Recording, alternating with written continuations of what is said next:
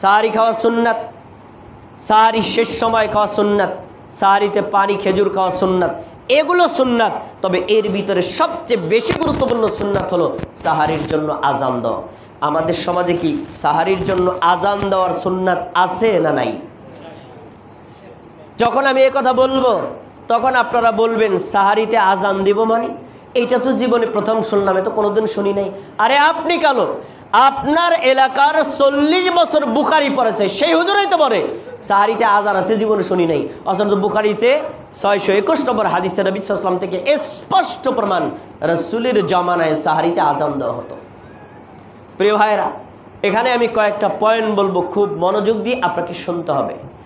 সাহারিতে আজান দেওয়া এটা এতটা গুরুত্বপূর্ণ সুন্নাত যে এই সুন্নাতের বিকল্প চলে না, কিন্তু অন্য সুন্নাতের বিকল্প চলে। প্রমাণ, যখন আমাদের সমাজে সাহারিতে আজান দেওয়ার সুন্নাত নাই, তখন এই সুন্নাতের জায়গায় বসেছে বিদআত। কি বসেছে? মুয়াজ্জিন সাহেব ভোরবেলায় উঠে গিয়ে মাইকে সাইরেন বাজান। কিসের জন্য? সাহারিতে জাগরিত করার জন্য। মুয়াজ্জিন সাহেব মাইকে কোরআন তেলাওয়াত ছাড়লেন, কেন? সাহারিতে জাগরিত করার জন্য। মুয়াজ্জিন সাহেব মাইকে গজল শোনালেন, কেন? সাহারিতে জাগরিত করার জন্য। মুয়াজ্জিন সাহেব ডেকে ডেকে উঠালেন, ভাই আরও আধা ঘন্টার সময় আছে, উঠুন সাহারি খান। কেন ডাকলেন? সাহারির জন্য। এত কিছু করেছেন কিসের জন্য? সাহারিতে জাগরিত করার জন্য। নবীর সুন্নাত বাদ দিয়ে এই যে 4-5টা বেদাত করলেন। বেদাত আবিষ্কার হয়েছে কখন? সুন্নাত মারা গেছে যখন। এজন্যই তো আমি বলি, রমজান মাসে ক্ষমা পেতে চাইতে হলে আপনাকে বেদাত বর্জন করতে হবে। কিন্তু বেদাত কি আপনি না চিনলে কিভাবে বর্জন করবেন? এই বেদাতগুলো আমাদের সমাজে একদম সামাজিকভাবে, রাষ্ট্রীয়ভাবে এস্টাবলিশ, অথচ এগুলো বেদাত। এখন তাহলে আপনি বলতে পারেন, তাহলে ভোর রাতে জাগরিত হব কিভাবে? রাসূল সাল্লাল্লাহু আলাইহি ওয়াসাল্লামের জামানায় যেভাবে জাগরিত নবী করেছিলেন, সাহাবায়ে কেরাম করেছিলেন, আপনিও জাগরিত করবেন কিভাবে? সেভাবে। সহিহ বুখারী 617 নম্বর হাদিস, আব্দুল্লাহ ইবনে মাসউদ রাদিয়াল্লাহু আনহু বলেন, নবী সাল্লাল্লাহু আলাইহি ওয়াসাল্লাম বলছেন, ইন্না বিলালান ইউআযযিনু বিলাইলিন, বেলাল আযান দেয় রাত্রিবেলায়, ফাকুলু ওয়াশরাবু হাত্তা ইউনাদিয়া ইবনে উম্মে মাকতুম। বেলাল আযান দিলে খাবার বন্ধ করবা না, খাবার খাও। বেলাল আযান দিলে পানি খাওয়া বন্ধ করবা না, পানি খাও, যতক্ষণ পর্যন্ত আব্দুল্লাহ ইবনে উম্মে মাকতুম আজান না দেবে। কারণ আব্দুল্লাহ ইবনে উম্মে মাকতুম আজান দেন ফজরের, আর বেলাল আজান দেন সাহারিতে জাগরিত করার জন্য। তাহলে সাহারিতে জাগরণ করার জন্য নবীর জামানায় কোনো সিস্টেম ছিল না, নাকি ছিল? ছিল। কি? আজান। এরপরে আরেকটা হাদিস সহিহ বুখারী 621, সেখানে উল্লেখ করে নবী সাল্লাল্লাহু আলাইহি ওয়াসাল্লাম বলেছেন, শোনো, ইন্না বিলালান ইউআযযিনু বিলাইলিন, বেলাল রাত্রিবেলা আজান দেয়, কেন? লিয়ারজিয়া কাইমাকুম অলিয়ুনাব্বিহ নাইমাকুম। তোমাদের মধ্যে কেউ প্রথম রাতে তারাবি পড়ে ঘুমিয়ে গেছে, এরা যদি ভোর রাতে তারাবির জন্য জাগরিত না হয়, ঘুমিয়ে আছে, এই ঘুমন্ত লোকদেরকে জাগরণ করার জন্য বেলাল আজান দিতেন। আর একটা কারণ, তোমাদের মধ্যে যারা কিছু মানুষ আছে প্রথম রাতে তারাবির নামাজ পড়ে নাই, শেষ রাতে তারাবির নামাজ পড়ছে, এই মুসল্লিরা সালাতে আছে, তারা জানছে না যে একটু পরেই ফজরের সময় হয়ে যাবে, তাদেরকে সতর্ক করার জন্য বেলাল রাদিয়াল্লাহু তাআলা আনহু আজান দিতেন, ভাই এখন সালাত শেষ করুন, সাহারি খেয়ে নিন। তাহলে রাসূলের জামানায় বেলাল রাদিয়াল্লাহু তাআলা আনহু সাহারিতে জাগরিত করার জন্য আজান দিতেন। অতএব সাহারিতে জাগরিত করার জন্য সুন্নাত কি? আজান দেওয়া। এখন আপনাদের কাছে এই হাদিসের আলোকে কয়েকটা প্রশ্ন আছে, আমি প্রশ্নগুলোর উত্তর দিচ্ছি, ক্লিয়ার হয়ে যাবেন বিষয়টা। আচ্ছা, সাহারিতে আজান দেওয়া কি ফরজ? যদি না দেই তাহলে কি হবে? উত্তর, সাহারিতে আজান দেওয়া ফরজ না। যদি না যান কি হবে? একটি সুন্নাত পালন করা হবে না। উদাহরণ, এই যে আত্তাকুয়া মসজিদ এবং ইসলামী সেন্টার, এখান থেকে সাহারিতে আজান দেওয়া হয় না।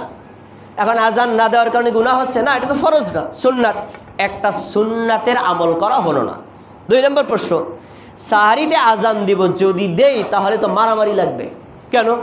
কারণ যদি আজান দেই সবাই মনে করবে ফজরে আজান দিছে, তাহলে তো মানুষ খাবার বন্ধ করে দেবে, এলাকার লোক হয়তো আত্তাকুয়া মসজিদে হামলা করবে। এখন আমার করণীয় কি? উত্তর, এরও পদ্ধতি হাদিসে উল্লেখ করা হয়েছে। কি উল্লেখ?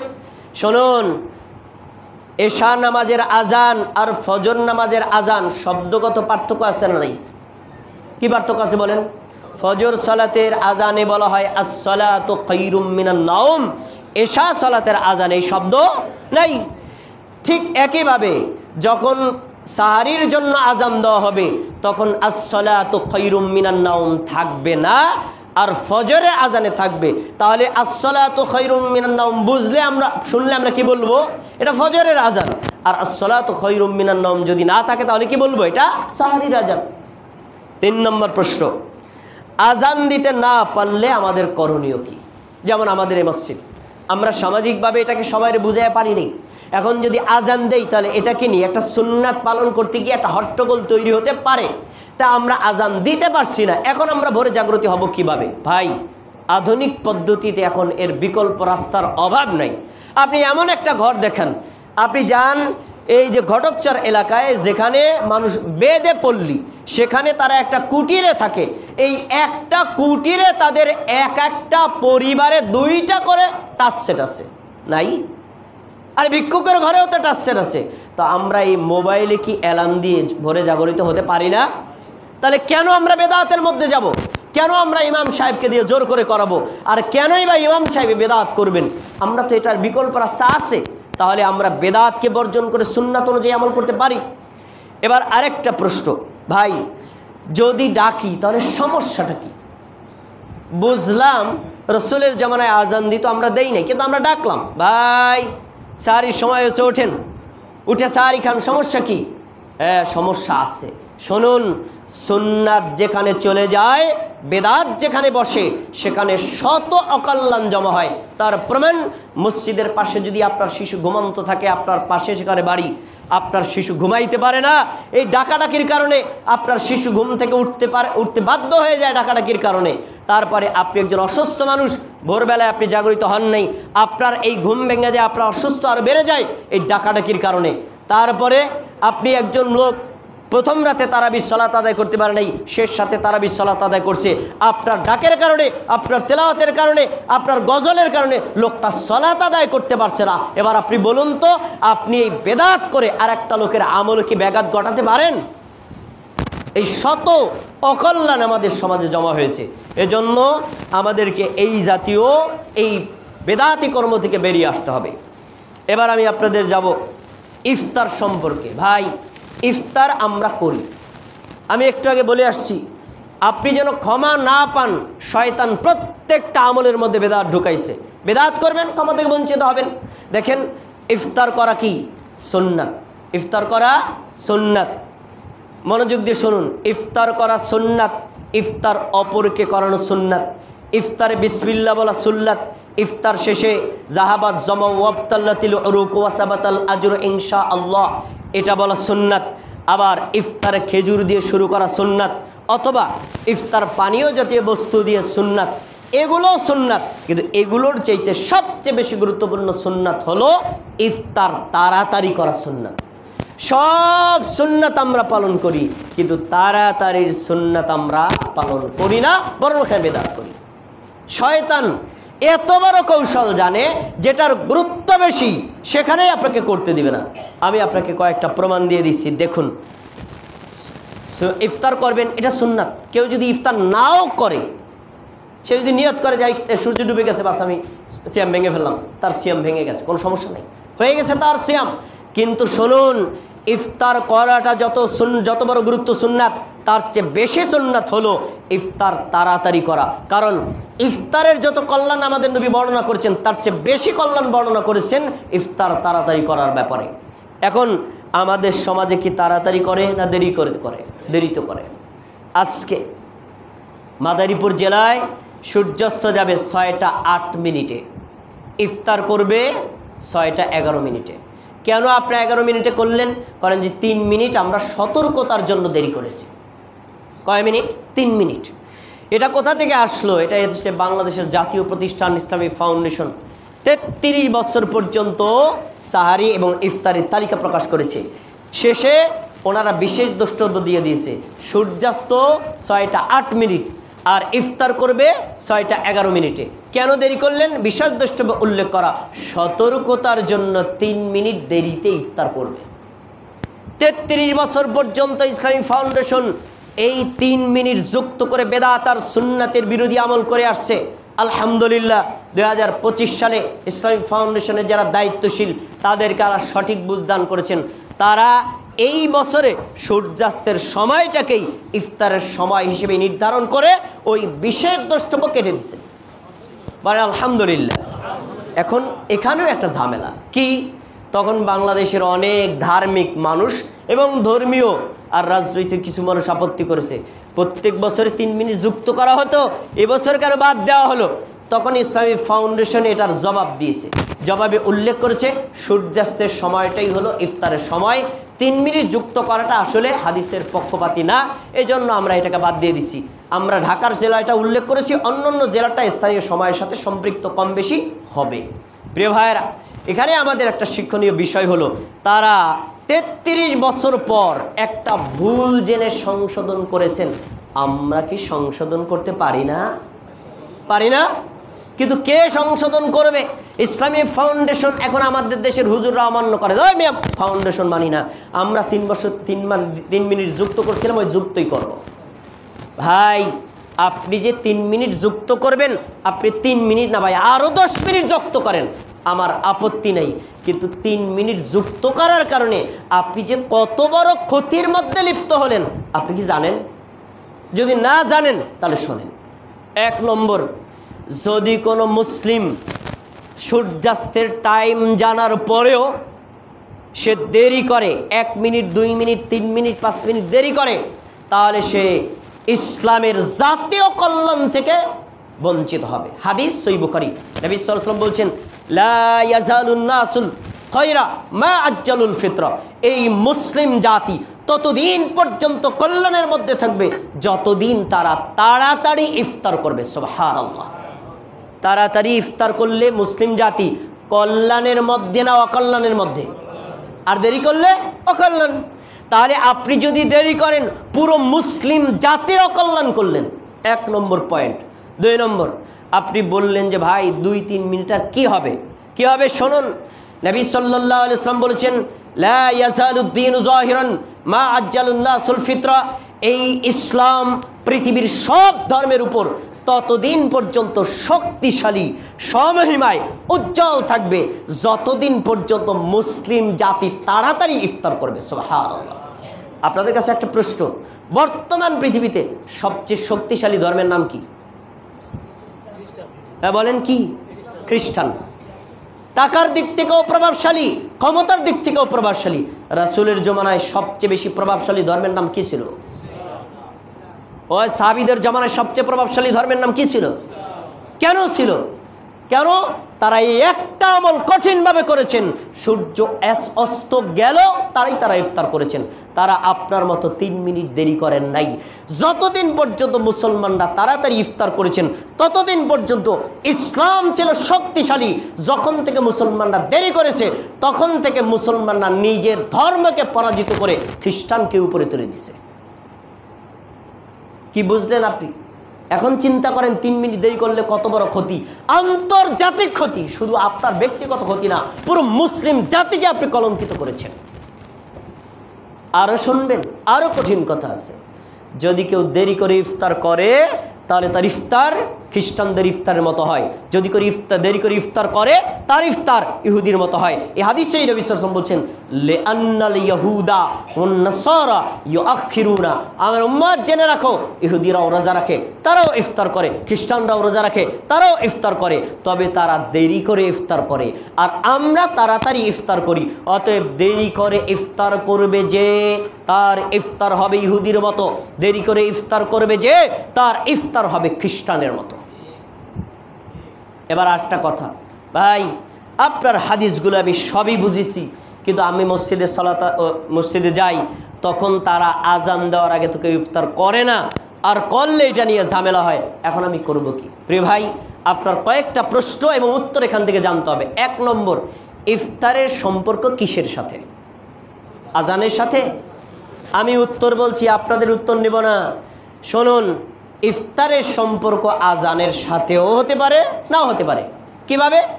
যদি কোনো মসজিদে সূর্য অস্ত যাওয়ার সাথে সাথে আজান দেয় তাহলে ওই আজানের সাথে ইফতারের সম্পর্ক হতে পারে। উদাহরণ মক্কা মদিনা। তারা সূর্যাস্ত যাওয়ার সাথে সাথে আজান দেয়, সাথে সাথে ইফতার করে। কিন্তু বাংলাদেশ কি তা করে না। এজন্য বাংলাদেশে দেরি করে করার কারণে এই আজানের সাথে ইফতারের কোনো সম্পর্ক নাই। 2 নম্বর, ইফতারের সম্পর্ক কি অন্ধকার হওয়ার সাথে? যেমনটি দাবি করে আমাদের বাংলাদেশের আহলে কোরআনরা। তারা বলে আল্লাহ তাআলা বলছেন সুম্মা আতিম্মুস সিয়ামা ইলাল লাইল, তোমরা রাত পর্যন্ত সিয়াম পালন করো। এখন রাত কোন পর্যন্ত? কোরআনের আয়াত আর এক আয়াত আল্লাহ বলছেন ওয়াল্লাইলি ইযা ইয়াগশা, রাত হয় তখন, অন্ধকার হয় যখন। এজন্য তারা এশার আগে কেউ ইফতার করে না। আহলে কোরআনরা এশার আগে ইফতার করে না, কেন? অন্ধকার তো হয় এশার পরে মিয়া। কিন্তু শুনুন, তাদের এই দাবি চরম মিথ্যা। এই আয়াত যে নবীর উপর নাজিল হয়েছে, সে নবী থেকে হাদিস প্রমাণিত 3 ধরনের।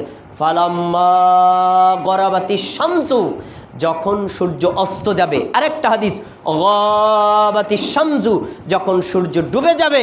ফাকাদ আফতারা সাইম, তখনই সূর্যোদয়ের সাথে সাথে ইফতার করবে। তাহলে সূর্যাস্তের সম্পর্ক কিসের সাথে? সূর্য ডোবার সাথে। কিসের সাথে? সূর্য ডোবার সাথে। অন্ধকার হওয়ার সাথেও না, আর রাত হওয়ার সাথেও না, আর আজানের সাথেও না। সম্পর্ক কিসের সাথে? সূর্যাস্ত যাওয়ার সাথে। এবার আরেকটা হাদিস আপনাকে উল্লেখ করছি, এটি মাওকুফ হাদিস। কানা আবু সাঈদুল খুদরি, আবু সাঈদ খুদরি আল্লাহু তাআলা ইফতিরু, তিনি ইফতার করতেন হাত্তা ইদা গাবা কুরসুশ শামস, সূর্য ডোবার আগে একটা গোল আকার দেখা যায়, লালিমা দেখেন নাই? লাল গোলাকার দেখা যায়। আবু সাঈদ খুদরি রাদিয়াল্লাহু তাআলা আনহু সূর্যের দিকে তাকিয়ে থাকতেন, হাতে তিনি ইফতার নিয়ে দাঁড়িয়ে থাকতেন। গোলাকার ডুবে যাওয়ার সাথে সাথে বিসমিল্লাহ বলে ইফতার করতেন। এখন প্রশ্ন, ভাই সূর্যের গোলাকার ডুবলেই কি পৃথিবী অন্ধকার হয়ে যায়? না। তাহলে সূর্য ডোবার সাথে সাথেই ইফতার করবে, অন্ধকার হোক অথবা না হোক, আর মানে অন্য কোনো আজান দেখ অথবা না দেখ। এই জন্য আমরা যখন জানবো সূর্যাস্ত গেছে, সাথে সাথে ইফতার করব। প্রিয় ভাইয়েরা, সূর্যাস্ত নিশ্চয়তা কি বর্তমানে জানার জন্য কঠিন পরিস্থিতিটা সহজ? সহজ। বিশ্বাস করেন, বর্তমানে আধুনিক যে প্রযুক্তি এবং সৌর গবেষণার যে প্রযুক্তি, তাতে একদম সহজ হয়ে গেছে। আপনি আপনার নিজের উপজেলা পর্যন্ত জানতে পারবেন যে সূর্যাস্ত টাইম কখন। আপনি আজকে বাংলায় সার্চ দেন, গুগলে সার্চ দিয়ে লিখবেন সানসেট টুডে মাদারীপুর, বাংলায় লিখবেন আজকের সূর্যাস্ত মাদারীপুর, লেখেন, লেখা আসবে আজকের সূর্যাস্ত 6টা 8 মিনিট। প্রিয় ভাইরা, গুগল কি আহলে হাদিস? গুগল কি হানাফি? এটা কোনো পক্ষের না দলের না। অতএব এটা একটা নিরপেক্ষ, এটা আন্তর্জাতিক মানের সময়ের সাথে সম্পৃক্ত করে করা হয়েছে। অতএব এই সময়টা জেনে আপনি নিশ্চিত হয়ে তারপরে ইফতার করবেন, এটাই হলো সুন্নাত। যদি এই সুন্নাতের বিরোধিতা করা হয় তাহলে দেরি করলে হবে বেদাত, বেদাত করলে আপনি রমজানে ক্ষমা থেকে বঞ্চিত হবেন। এবার আমি আপনাদেরকে হাইলাইট করে একটা কথা বলি। যখন ইসলামী ফাউন্ডেশন এটা বলল যে সূর্যাস্তের সাথে ইফতার করতে হবে, যখন তাদের বিরুদ্ধে তীব্র সমালোচনা করেছে, তখন তারা একটা প্রেস বিজ্ঞপ্তি দিয়েছে। এই প্রেস বিজ্ঞপ্তিতে উল্লেখ করেছে ইসলামী ফাউন্ডেশন প্রতিষ্ঠার 33 বছর পর্যন্ত যে সময়টা উল্লেখ করা ছিল, ওই সময়টা ঠিক ছিল, কিন্তু 3 মিনিট যুক্ত করাটা ছিল ভুল। আমরা এই ভুলটাকে সংশোধন করে এবছর ওই 3 মিনিটকে বাদ দিয়েছি। প্রিয় ভাইরা, জেনে রাখুন, ভুল করা অপরাধ নয়, ভুল জানার পরে ভুলের উপর অটল থাকাটা অপরাধ। এজন্য ভুল সংশোধনে কোনো ব্যর্থতা নেই, ভুল সংশোধন করাটাই হলো সফলতা। এজন্য আমরা আবারও আবেদন করি, আপনারা অবশ্যই গোরামি ত্যাগ করুন, সূর্য অস্ত যাওয়ার সাথে সাথে ইফতার করুন। এই গোরামি যদি ত্যাগ করতে না পারেন তাহলে সত্য গ্রহণ করা সম্ভব হবে না। গত জুমার খুতবা দিয়েছি, কালকে নিতে খুতবা চলাকালীন ভাইরা আসছে, আপনারা 3 মিনিট আগে কেন আজান দেন? তখন আমরা বললাম, ভাই আমরা আগে দেই না, আপনি ইসলামী ফাউন্ডেশনের সময়ের সাথে মিলায়ে দেখেন, আমরা যথা সময়ে দেই, আপনি 3 মিনিট পরে কেন দেন? এর জবাব দেন। তখন তারা বলে, ভাই এত কিছু বুঝি না, 10 মসজিদে দেয় যেভাবে আপনিও দিবেন সেভাবে। এরকম 10 মসজিদ পূজারী মুসল্লি বাংলাদেশে নাই। এরা জানে না 10 মসজিদ কোরআন সুন্নাহ অনুযায়ী চলে না, এরা জানে না সবাই হাদিস বুঝেও পালন করতে পারে না। এজন্য 10 মসজিদ দলিল না, সমাজ দলিল না, 33 বছর পর্যন্ত করাও দলিল না, বরং কোরআন এবং সহিহ হাদিস জানার পরে সাথে সাথে সংশোধন করে আমল করতে হবে। এটাই হলো মুসলমানের কাজ। আমরা যদি এই বেদাতগুলোকে বর্জন করে সুন্নাহ অনুযায়ী আমল করতে পারি, তবেই আমরা রমজানে ক্ষমা পাবো ইনশাআল্লাহ। সবশেষ একটা কথা বলে খুতবাটা শেষ করছি। বাংলাদেশের বর্তমানে স্বরাষ্ট্র উপদেষ্টা তিনি রমজান উপলক্ষে বলেছিলেন, রমজানের সম্মানার্থে, মুসলিমদের সম্মানার্থে প্রকাশ্যে ধূমপান সহ কোনো ধরনের পানাহার করা যাবে না, এটা একটা অপরাধের তালিকায় পড়ে। এটা তিনি বলেছেন মুসলিম হিসেবে, রাষ্ট্রর দায়িত্বশীল হিসেবে না। কারণ যদি রাষ্ট্রের দায়িত্বশীল হিসেবে বলতেন তাহলে পিটিএস সাইজ করা দরকার ছিল যারা প্রকাশ্যে পানাহার করে, কিন্তু তিনি মুসলিম হিসেবে বলেছেন। কিন্তু এই কথা বলাও নাস্তিকদের গায়ে আঘাত লেগেছে। এই জন্য শাহবাগে কিছু নারী পুরুষ যারা আন্দোলন করেছে ওনার পদত্যাগ চাই। কেন এটা বলল? আমরা প্রকাশ্যে এখন বিড়ি সিগারেট খাচ্ছি। যারা এই কাজ করে তাদের জন্য সহিহ বুখারীর 1960 নম্বর হাদিসটা শোনায় দিচ্ছি। রুবাই বিনতে মুআওয়াজ রাদিয়াল্লাহু আনহা তিনি বলেন, শোনো, অনুসাউইমু সিবিয়ানানা, রমজান মাসে আমরা নিজেরা তো সিয়াম রাখতাম, আমাদের পরিবারের যারা শিশু ছিল, যাদের উপর সিয়াম ফরজ হয় নাই, তাদেরকেও সিয়াম রাখাতাম। কিভাবে? তাদেরকে খেলনা কিনে দিতাম, তাদেরকে খেলনা বানিয়ে দিতাম। যখন ক্ষুধার জন্য কাঁদতো তখন তাদেরকে বলতাম এই খেলনা খেলো, তখন তারা ক্ষুধার কথা ভুলে যেত। ইফতারের সময় তাদেরকে খেলনা বন্ধ করে ইফতার খাইতে দিতাম। তাহলে সাহাবীরা তাদের পরবর্তী প্রজন্মদেরকে সাইম পালনকারী বানানোর জন্য ছোটবেলা থেকে প্র্যাকটিস করাতেন।